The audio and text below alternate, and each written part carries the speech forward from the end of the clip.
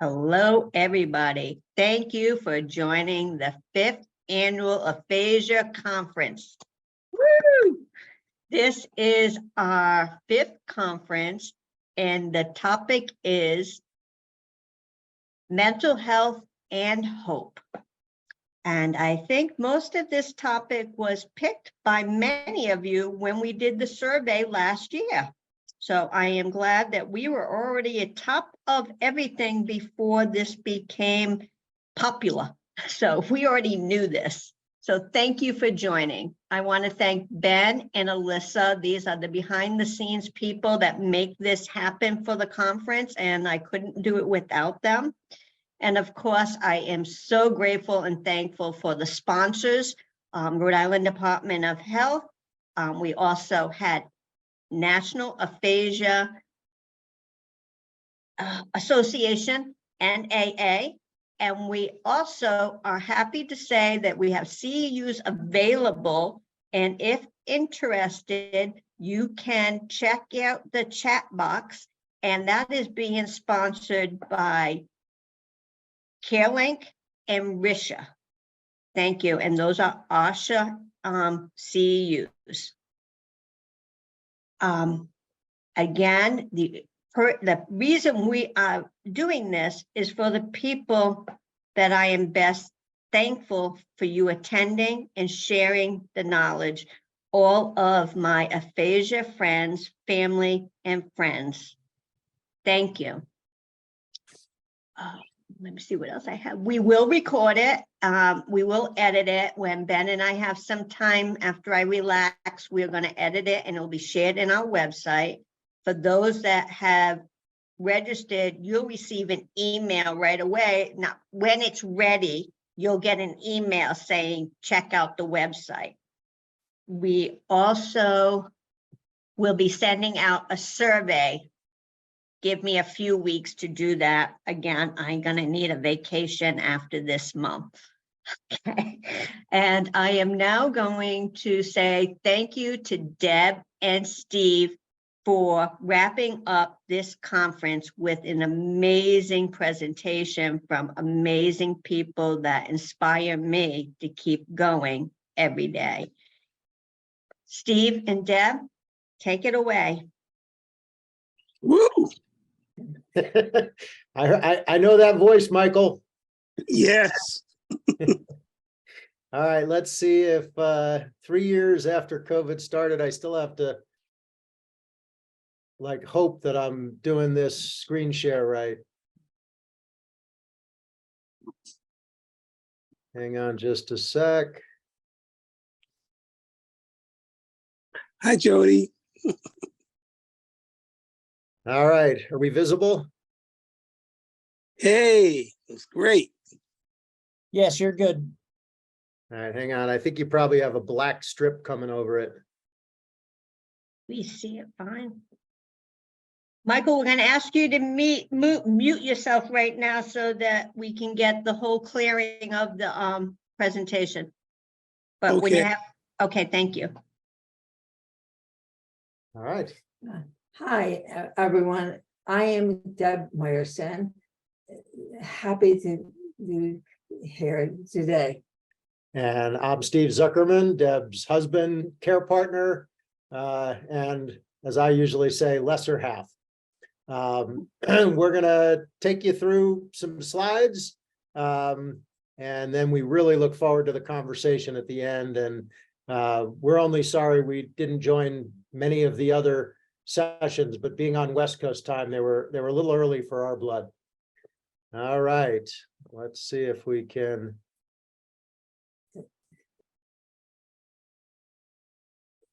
This let's started the short exercise. Who are you? How do you describe yourself? So Ben has been kind enough to try to master the technology here, and just caveat, recognize this may be a little difficult for some folks with aphasia, But what Mike is gonna do is he's gonna just randomly assign everybody on the call into little meeting groups of 2 people. So just 2 of you in a little breakout session. And the goal is for each of you to just spend a minute or so introducing yourself to the other person. And hopefully you get somebody you don't know. If you get somebody you know, that's okay too. And for those who have a little word finding trouble, just do your best and describe yourself to the other person. So Ben, is that something we can do? Absolutely, guys, just click accept to go to the breakout room, and then in about 2 minutes, we'll bring you back.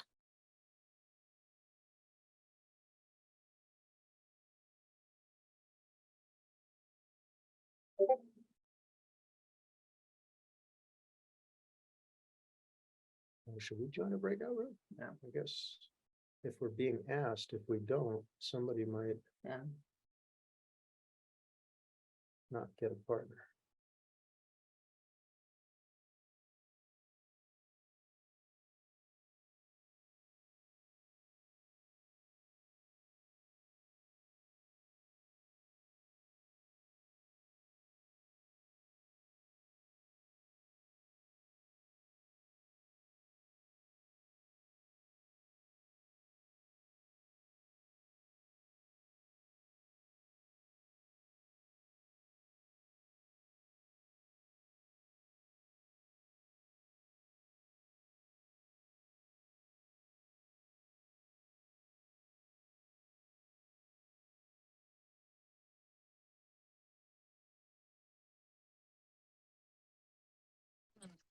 Hi, there's no one in the breakout room.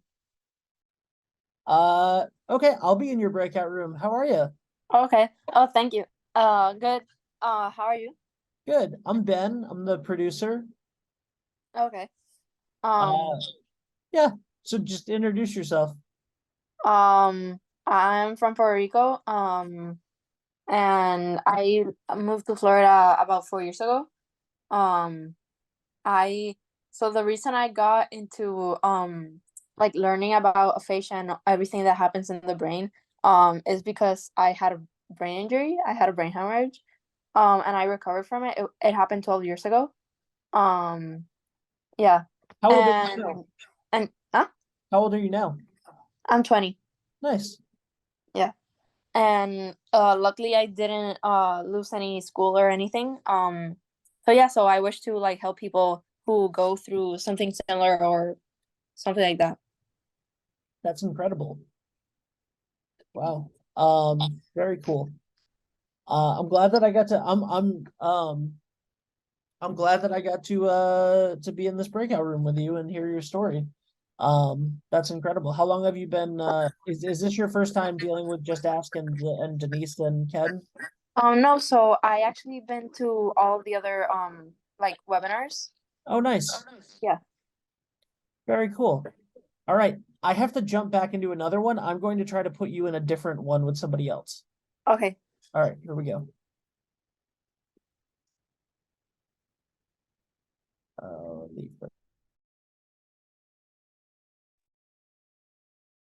Hey, hey.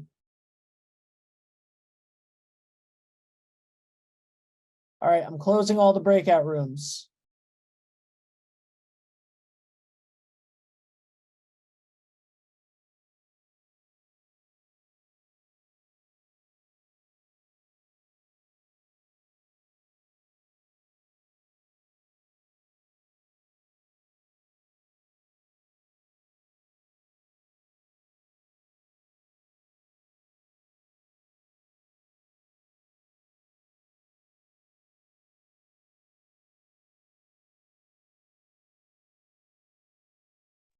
Thank you, Ben.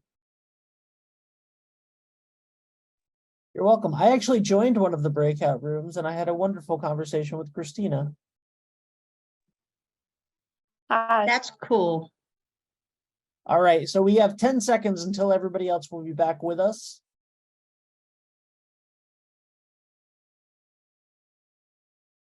3, 2, One, all breakout rooms are now closed. And it'll just be a second before everybody pops back in here. And I will give Deborah and Stephen the spotlight once again.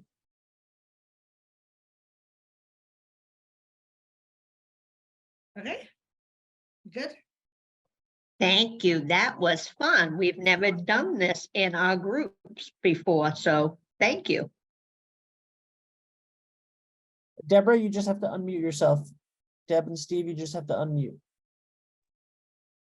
Got it? Yep, all set. And now you can share your screen again. Okay. Wow, you're making this hard on me, but I guess it was my idea, so I made it hard on myself. That is All right, let's true. see if we can do that again. You want to show yourself? You want to be on screen?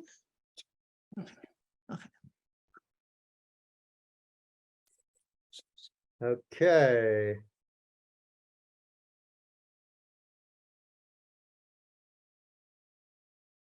I don't know why I'm not. Okay, there we go. So hopefully that worked for everybody. And people got to know each other a little bit. And I think, you know, if we were all in one room, we'd try to get some responses back and forth. But, you know, the big question is, how do you describe yourself? And a lot of people tend to talk about what they do, you know, their role in life. It was very interesting. We had a chance to share with Don, and he kind of went very quickly to some of those other things, Yeah. like his values and what's important to him. And we'll say, Don, that in all of our doing of this exercise, that's the first time somebody jumped there so quickly, and that's really cool. Kind of, we like to say, what would your best friend say when you think about how you define yourself? Would your friends think of you the same way? Your spouse or partner, your kids, you know, other people who are close to you, would they think of you and describe you the same way you did? And time. If we did this exercise 5 years ago, 10 years ago, 20 years ago, how would what you have said differed? So those are just all kinds of things to think about. And Deb's gonna go a little deeper there. In 2009, I was a professor at Stanford. I encouraged students to explore the topics like gender, race, and identity. In 2010, I had a severe stroke. It paralyzed me in the right side. It robbed me of all speech. I had to relearn how to walk, how to make a sound, how to say my name.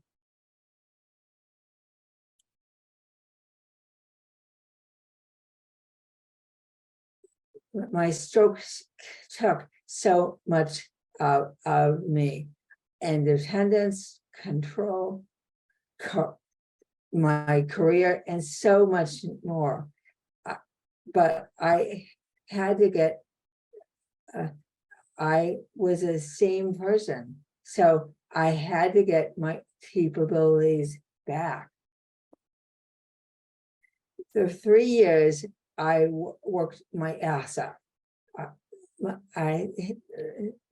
The hardest job I ever had. With all this work, I still didn't regain all my capabilities. I couldn't be a Stanford professor anymore. My aphasia didn't let me to do the job. So 3 years after my stroke, I lost tenure. This was a huge blow.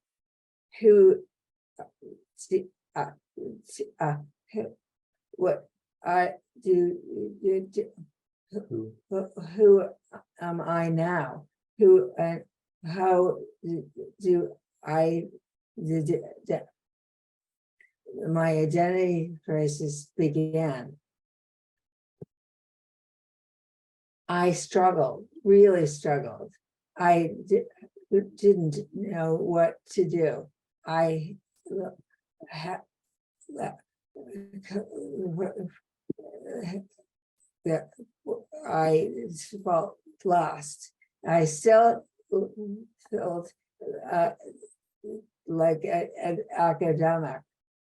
I wanted it to be an academic, but I lost my job at Stanford. The bad news, I was holding on my old identity. I felt I kept looking at the past work. Work I knew I no longer can do.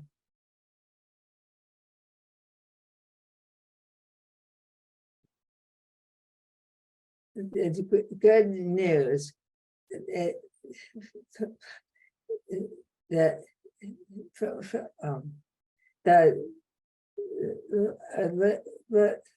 the Made me. it made me look at the book I wrote in 2001, Tempered Radicals.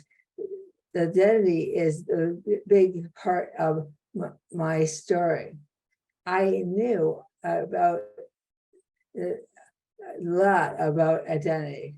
I studied in school. I researched and wrote about it. I taught my students about it. But yet, here I was struggling my old identity. Writing identity theft, it was so hard, really hard. It took me 5 years, and I learned to accept lots of help. That it told that we came my learning journey. It helped me rebuild my identity, all the identity, Owen. own identity.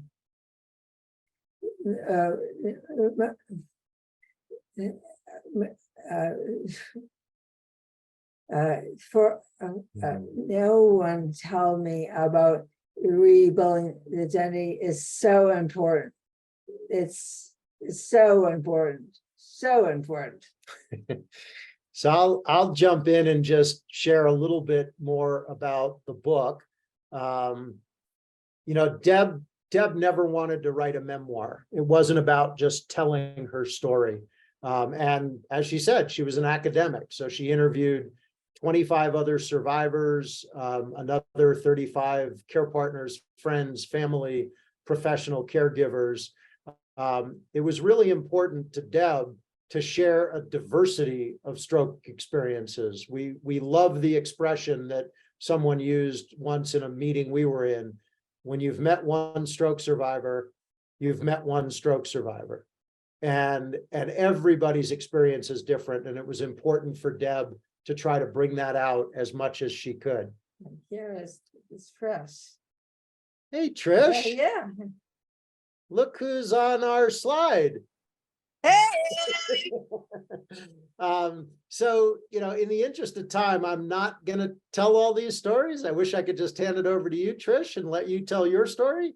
But, you know, these are 3 of the 25 survivors that were interviewed for the book, and they're so different. Men, women, people of color, people with aphasia, without aphasia, people who recovered enough to go back to their previous employment and others who didn't. And that diversity is so important to understand, to realize that each and every one of you who are survivors and care partners, your journey is different. Your journey is yours. But even with all that diversity, there were two things that struck us as being incredibly similar. One is that everybody we talked to worked their tail off for years, not 6 months, not 12 months, but for years. And so we are just passionate advocates to break the trope of most of the recovery happens in the first 6 to 12 months. Yes, that's when the recovery is fastest, but if people want to keep working, and Deb is living proof, as are so many of you, that if you keep working, you can continue to regain capabilities. The second thing was what Deb pointed out, which was nobody talked about getting guidance and help on this emotional journey to rebuild their identity in the face of change. And that just really struck us as just a crime. Deb, very quickly, Deb's a social scientist, and I don't know how many of you know Maslow's hierarchy of needs. It was a social scientist developed this in the 1940s, not to describe stroke survivors or people with disabilities, but as a framework for what motivates people, what motivates human beings. And that if your basic needs aren't met, that's what motivates you. But as those are met, you can be motivated by your psychological needs and then your self-fulfillment needs. And what Deb realized was that her stroke knocked her from the higher rungs of this pyramid right back down to the bottom, where she needed help for her basic needs. But once she was making progress there was no reason she couldn't start climbing back up the pyramid. Have to do it differently, but she could climb. And that was obviously a huge thing for us. I know that 2 weeks ago, we were just talking this morning, 2 weeks ago, you had a session on how strokes affect families. And, you know, that was so clear to us. And chapter 9 of the book, and please excuse me if I start tearing up, I do just even when I talk about it, it starts with our daughter who was 15 when Deb had the stroke. And when she was 17 and in her senior year in high school, she gave a talk about her experience of the stroke. And she, you know, one, it was unbelievably painful for us to hear how much she had suffered, but then it was also incredibly rewarding because she talked about her journey from thinking that being strong meant gutting it out and going it alone and doing everything the same way in the face of Deb's stroke, to seeing how Deb started to accept help. And then she started to let her friends in, and she realized that strength is not toughing it out. It's being vulnerable. It's allowing your community to support you. And, you know, so not only did her life change, she changed. This identity journey is not just for the survivor. It's for all of us in the family and close to the survivor.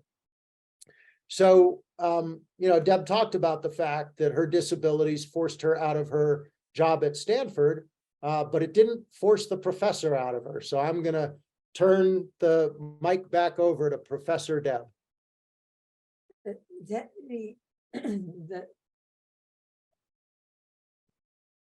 Identity is our narrative about ourselves ever over time. We have not one static identity.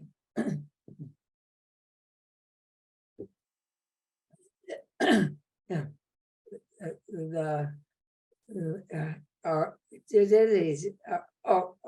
identities are complicated. Take time, clear your throat. That we all have multiple identities. I had to remember that I am more than the job at Stanford. I am a mother, wife, daughter, friend, teacher. I love biking, walking, sailing. I had to think about all the things that makes me me. Identities change. We are changing all the time. Right before the stroke, I was not the same person I was 5 years before or 10 years before. My stroke changed me faster. But I am changing anyway. Then Ooh. Technology gone rogue. Denny is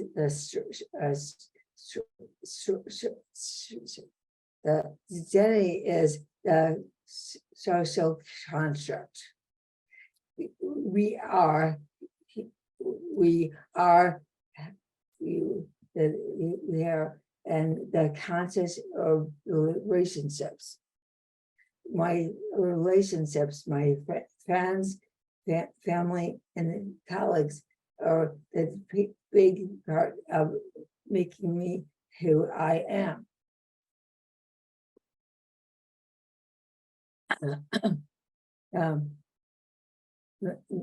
Most important, identity is the choice. Instead of asking who I am now, ask who I want to be now. So forced me to slow down. I had to choose how to think about my future.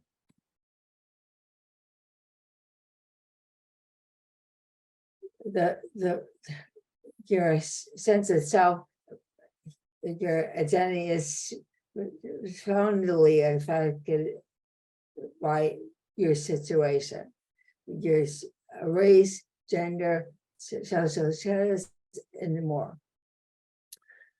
So it turns out that after writing Identity Theft and that journey, getting it published in April of 2019 wasn't the finish line.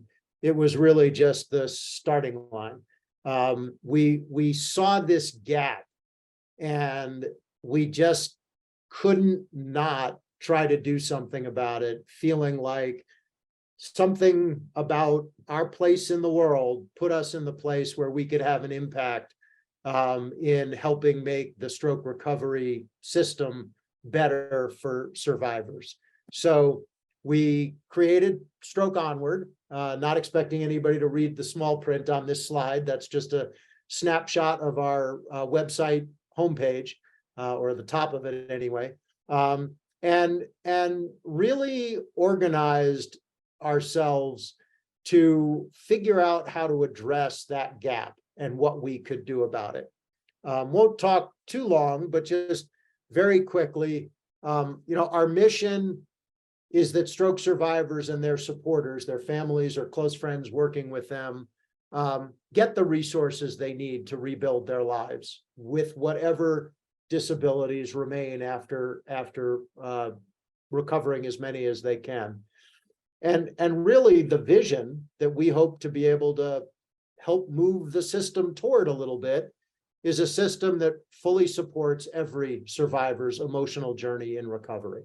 So that's kind of what we're working at, and we hope to engage with many, if not all of you, to do that. We're doing three things, and we're trying to raise awareness. When you identify a gap, you got to let people know. We're doing whatever we can to do that. One of the big things we're doing is writing a column for the American Stroke Association Stroke Connection newsletter. They've got a lot more reach than we do so far. Maybe someday we'll have as much as they do. And just trying to, excuse me. Deb tells me to drink, I drink. um, trying to talk about these issues whenever and wherever we can. One of the challenges is, once people identify it as a problem, are there resources to help? So we, in collaboration with lots of others, are trying to build a pool of resources and help people find them easily. One of the big ones we've done so far that Jody Kravitz, our colleague who's on the line, really drove, was creating book discussion guides to make identity theft more accessible so people could read it together and have some prompted conversation. And the audiobook is really important. I'll do a little bit of an aside to just make sure you all know that significant parts of Deb's identity are the same as they were before. The first publisher we talked to and who agreed to publish the book, we said, well, we really want it to be on audiobook because for our audience, there'll be a lot of people for whom that'll be important. And he said, well, let's put it out on paper first and we'll see how it's doing. And if it's doing well, then we can do the audiobook. And Deb looked at me and said, looked back at him and said, you're fired. Yeah. So we found another publisher who would do the audiobook from day one. But then ultimately, as we talked, our goal is to change the system. And there are so many ways to change the system, and we know that will take decades. But already we're doing things like, through some just fabulous partners, and don't know if any of them are on the call, speech therapists who are faculty who teach future speech therapists are starting to build the book into their curriculum so that the next generation of speech therapists will enter the workforce with a sense of the importance of rebuilding identity and the emotional journey. So those are the kinds of programs we're trying to do. We do want to come back for a minute to the first pillar, raising awareness. And Yeah. I love the 1 year ago today. The Stroke Across America was a bike ride for us, the U.S. and Canada, to raise the awareness about stroke, brain injury, and aphasia. We rode 4,500 miles over 100 days from Oregon to Boston. We wanted to spotlight the emotional journey after stroke. How do we rebuild our identities and live meaningful lives? We hosted 16 community events across the country. They brought together survivors, families, friends, care professionals, and more. It was so inspiring to be with all these people. Living in community and collaborating with others is the only path to real change. And Michael, as the one of Michael is one of the writers. We had the core team of 6 writers and others who joined us person to write. We became a family. I didn't expect that. And with that, I get to see Michael's big, broad smile in his car, I think. Always on the move, that Michael Obelomia. But just a little bit more about the team. So many of you know Michael, and it was just a true pleasure and honor to get to know Michael over 85 days we spent together. Michael had to join 2 weeks in because his son was graduating from college right during the beginning of the trip.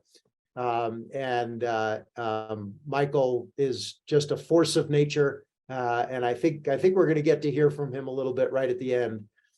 And then kind of stooping down in the front, looking at it right of the picture in the black helmet is a young woman named Whitney Hardy, who's a very, very close family friend. She was 4 months old at our wedding. And she, unfortunately, several years after graduating from college, was hit by a car while jogging and had a traumatic brain injury and suffers from some cognitive and memory issues. And she was able to come along. This was a huge rebuilding of her life event. And we were just thrilled that we were able to include her on the trip. The two younger women stooping down in the white and green helmets were both students, Emily and Alex, students at WashU St. Louis, who came along as interns, and they alternated. One rode, one worked each day. The one who was working drove. And boy, well, about a week into the trip, they said, Steve, Deb, do you mind if we call you Mom, Dad 2.0? And they really have become family. And, you know, it's just such a reminder of the importance of diversity. They brought a perspective and an energy and an enthusiasm that really changed the course of the trip. There was one more member of the team, and that was Rusty, our emotional support queen. That's our golden doodle. So far, she's staying quiet on the floor during this presentation, but who knows, we may get to introduce her later. But she rode some in a wagon behind our bike, most often in the support vehicle. But as we like to say, she was ready with a cuddle for anybody who needed it along the way. In the spirit of a picture is worth 1,000 words, we're going to see if we can get technology to cooperate and just play a short video for those who haven't seen it to kind of bring the trip to life.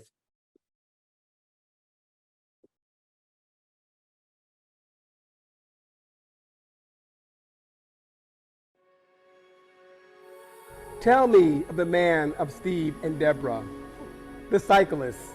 You are loved. Cycling across America, 4,300 miles. This initiative, this project takes advocacy and awareness to a national level of awareness. So we're 50 miles into a 76-mile day.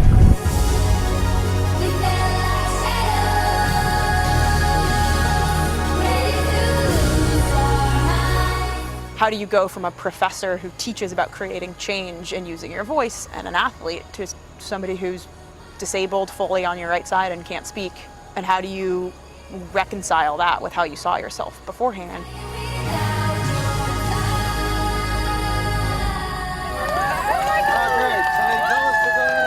I am Deb Meyerson.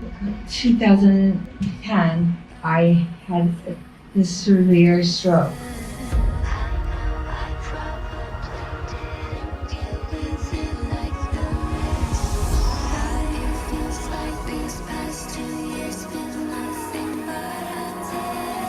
We're climbing. We're climbing.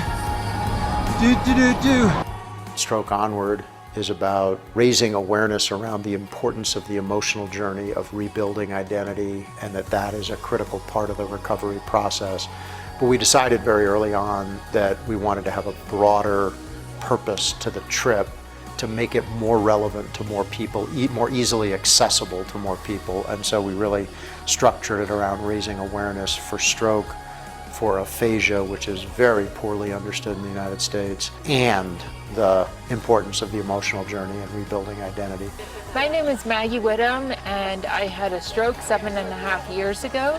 Doctors told me wheelchair for life and no talking.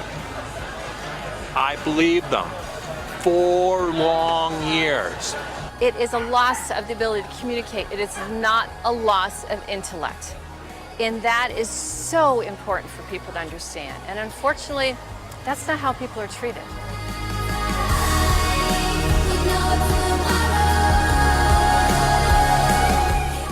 I don't want this trip to end.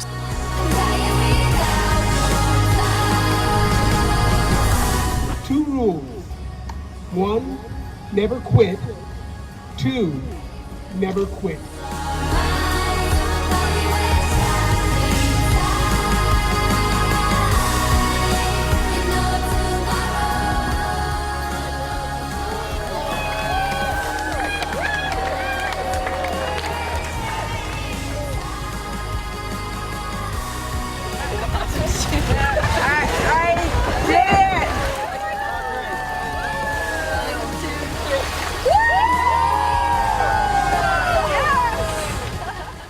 I'd like to think about what's next.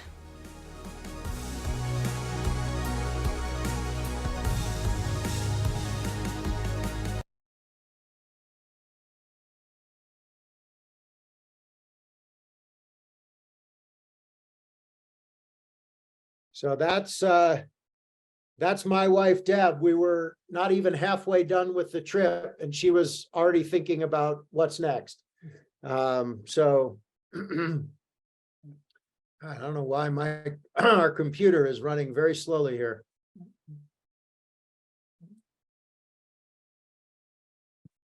So, you know, the trip, we learned a ton.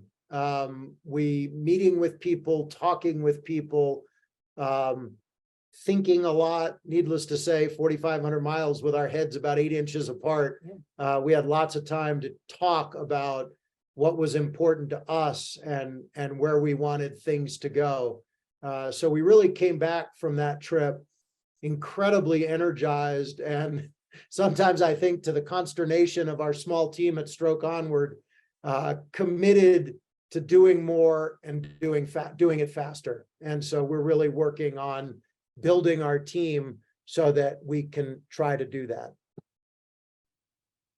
And I think that, and this is kind of spot on to the theme of hope and mental health. That's what we kept hearing was this is a mental health issue, that while stroke is often treated, and it is at the beginning, as a critical care urgency, it becomes a chronic condition for most survivors that you all now live with for life, and we as supporters live with for life. And it deserves the kind of mental health support that chronic conditions in our system generally get, but for some reason, the stroke care system has never figured out how to move it from that critical care condition to the chronic condition that it is. So that's a big part of our focus now. Couple of the things we're doing, you know, we're really looking at counseling skills and creating curriculum. We're training. We've partnered with a Great Aphasia Center, the Adler Aphasia Center, and somebody Jody just mentioned Blaze Morrison being on a support call this morning. He was our other collaborator to develop training for mental health professionals on how they can effectively support people with aphasia. And we've now done 2 rounds of that, and led by Jody, are trying to figure out with our collaboration team how to push that forward and try to scale it so that it can train more people. And then you keep hearing me mention Jody, needless to say, she's doing a lot of work these days. She's been leading what we're calling a mental health learning tour, really trying to talk to anybody in the mental health professions across all the different professions to understand what their experience is with people with stroke. Why, if they don't have it, why not? What are the barriers? What are the opportunities? And what might we be able to do to help create more support for stroke survivors and people with aphasia around emotional health? Passing it back to Deb.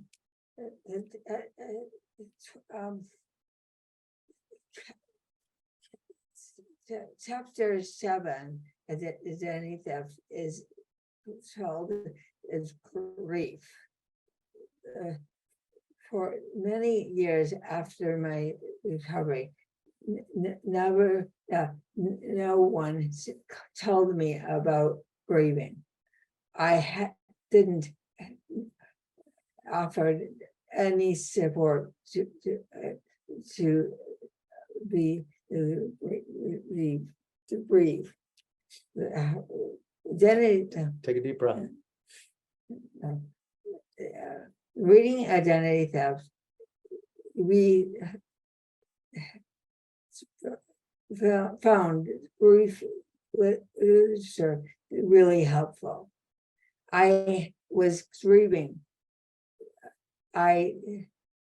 Grieving my loss of my old capabilities, grieving the loss of my old life, grieving the loss of my old self. I am still grieving these things, but I don't want to just stop in this place of grieving. So I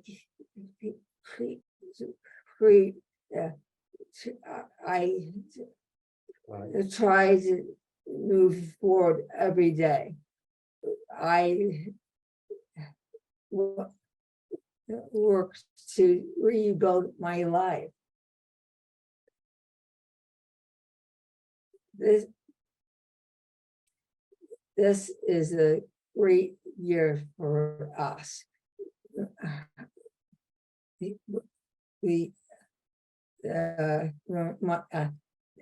The sons are going to be married 3 weeks from now.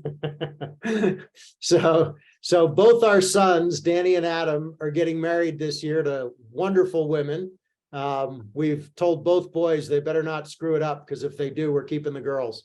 But Danny's getting married in 3 weeks, Adam at the end of the year.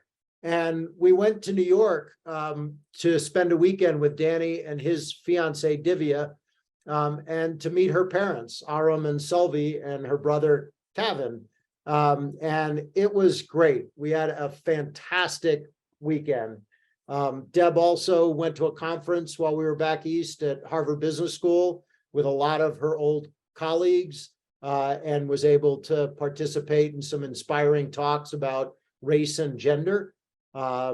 We got to spend some time with my mom, who's 94, and we don't see her as much as we would like, being across the country. So in so many ways, it was just a great, great trip. And on the way home, Deb was really down. I was so tired. I was so frustrated. I couldn't engage everyone I used to be. I slowed the group walking. That the week is great, and the week it makes me grieve. Yeah, go. I am still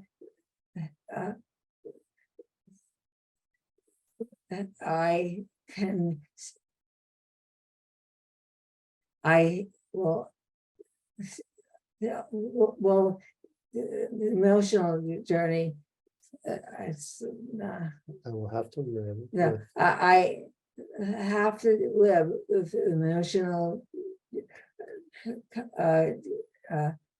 conflicting emotions like these with the rest of my life. I was grieving my old loss of my capabilities. I was grieving loss of my old life, but I want to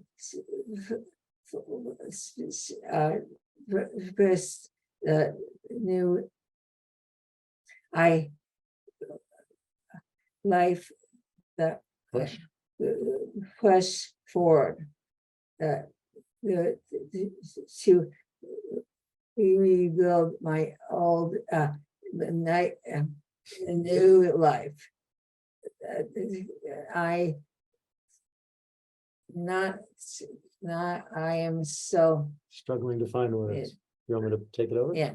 Yeah, so just that she is grieving, but she's also working to rebuild a new life that she really enjoys, that stretches her to grow. And in doing that, will consistently put her face to face with her loss. And Sometimes it's good and sometimes it's really bad. reality.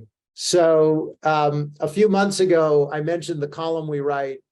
We wrote a column about these conflicting emotions, and that what Deb and I realize is that that's just going to be part of life, that by pushing ourselves to live a life we want to live, it's going to remind us of how that's different from the life we used to live. And that's going to lead us to grieve the old loss. But that the solution to that isn't to avoid those trigger events, because if we avoid those trigger events, that means we're just putting ourselves in a box to live a constrained life, and we don't want to do that. So the real goal is, how do we acknowledge and embrace those conflicting emotions and just try to get through that cycle faster and faster and faster? How to get out of grief and be able to pull ourselves back and say, yes, we can't dance the same way at this wedding that we would have 15 years ago, but damn, it's great that we're here. And it's great that we can enjoy it in so many ways. And that cycle of grief, as we've come to call it, is something that we just have to live with and manage. And that, when I say just, I don't mean to suggest it's easy. It's not. It's really hard. And it's something that we'll just have to keep working on for the rest of our lives. And now I've lost my cursor. Where'd it go? Oh, I gotta touch the keypad. Okay. I have to live with the managing them. I need help managing them. Every survivor deserves this help. And that's why we're focusing so much of our energy on how does that help become just part of the stroke recovery system of care.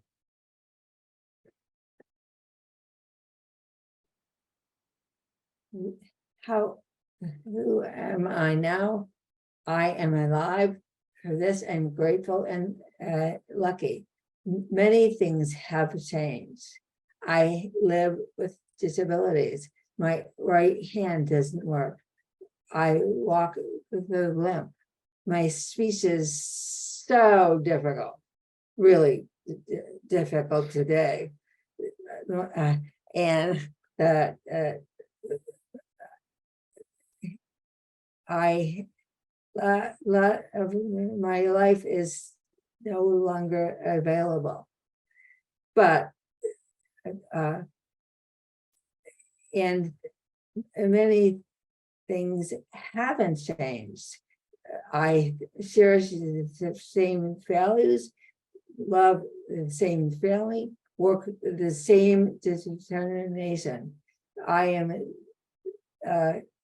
building a different kind of a career. I have new limits, but I am again active mother, partner, and athlete. I am still rebuilding my identity and rebuilding my life. So we just hope that in some way we can work with all of you to change the system so that the system recognizes and supports this kind of emotional journey, the journey to rebuild identity and rewarding lives after stroke, or for that matter, after any trauma.